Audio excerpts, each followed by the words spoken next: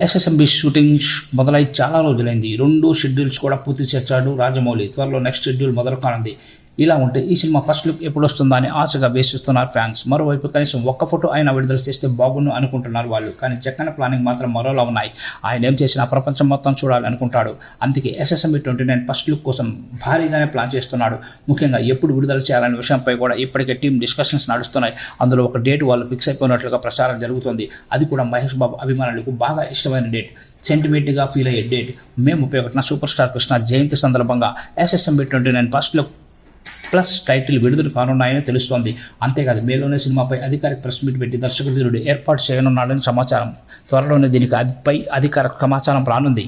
First look పక్కన పెడితే ఈ సినిమా టైటిల్ విషయంలో ఫ్యాన్స్ని కంగారు పెడుతున్నారు మేకర్స్. ఇంతకీ ఎస్ఎస్ఎంబి 29కి ఏ టైటిల్ పెట్టబోతున్నారు? ముందు నుంచి వినిపిస్తున్న టైటిల్స్కే ఓటేస్తున్నారా, లేదంటే కొత్తదేమైనా ప్లాన్ చేస్తున్నారా అని ఆరా తీస్తున్నారు. తన ప్రపంచంలోకి వచ్చిన రోజు నుంచి మహేష్ బాబుకి అసలు బ్రేక్ ఇవ్వట్లేదు జక్కన్న. నాన్ స్టాప్ షెడ్యూల్స్తో పిచ్చెక్కిస్తున్నాడు. పూర్తిగా హాలీవుడ్ స్టైల్ మేకింగ్తో రఫ్ ఆడిస్తున్నారు. టాకీ పార్ట్ని ఏడాదిలోపే పూర్తి చేయాలని చూస్తున్నాడు దర్శకుడు. కెన్యా, ఆఫ్రికన్ కంట్రీస్ సహా 10 దేశాల్లో ఈ చిత్ర షూటింగ్ జరగనుంది. అంతేకాదు ఇండియాలో కూడా మేజర్ పార్ట్ షూట్ ప్లాన్ చేస్తున్నాడు.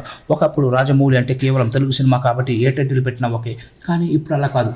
పాన్ ఇండియా దాటి ఫాన్ వరల్డ్ సినిమా తీస్తున్నాడు. అందుకే అందరికి రీచ్ అయ్యేలా టైటిల్ కోసం వేట సాగుతోంది. ఇప్పుడు ఎస్ఎస్ఎంబి 29కి ముందు గరుడ అనే టైటిల్ అనుకున్నారు. ఆ తర్వాత మహారాజ్ అన్నారు. మళ్ళీ అందులో కూడా మహేష్లోని ఎంఏహెచ్, రాజమౌళిలోని రాజ్ కలిపి మహారాజ్ టైటిల్ పెడుతున్నట్లు ప్రచారం జరిగింది. తాజాగా జనరేషన్ అనే అర్థం వచ్చేలా మరో టైటిల్ చూస్తున్నారు. ఫాన్ వరల్డ్ కాబట్టి ఇలాంటి టైటిల్ అయితే బాగుంటుందని టీం ఆలోచిస్తున్నారు. ఏది ఏమైనా కానీ దీని నుంచి అధికారిక స్టేట్మెంట్ వచ్చే తప్ప దీని గురించి మనకి వివరాలు తెలియవు.